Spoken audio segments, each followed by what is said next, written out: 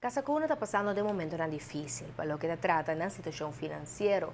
Para por ayuda, a Fundación Dare to Dream Foundation, kuta a Fundación de Sandra Bujar, sa crea un proyecto llamado Operations Be Blessing, caminda lo hace una acción relámpago para ayudar a recaudar fondos necesarios. Nós compreendemos que Casacuna está uma fundação, então uma fundação riba su mês tem que recaudar fundo também.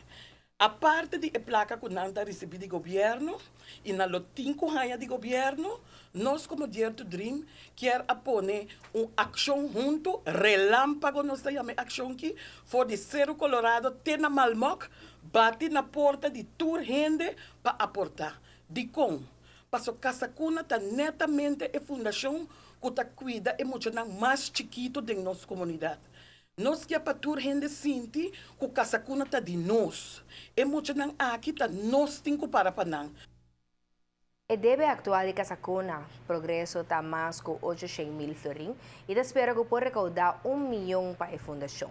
Também está pede ajuda de material para construção, pero também voluntário para ajuda ng tempo livre. Nós que pedi dentro de tempo aqui que o projeto também está andando para nós ser a porta para nós está fazendo para uma boa causa, nós está recaudando somente para emocionar, pero para Kasakuna mesmo. O proyecto aquí está uno que dura 3 lunas, pero seguro tem mais proyectos na caminda. Para qualquer donação, por hacer aqui via número de conta bancário na CMB 102 786 610. Operations Be Blessing Dare to Dream, mientras a fundación lo otorga un granito de 1,000 florin en proyecto para Kasakuna.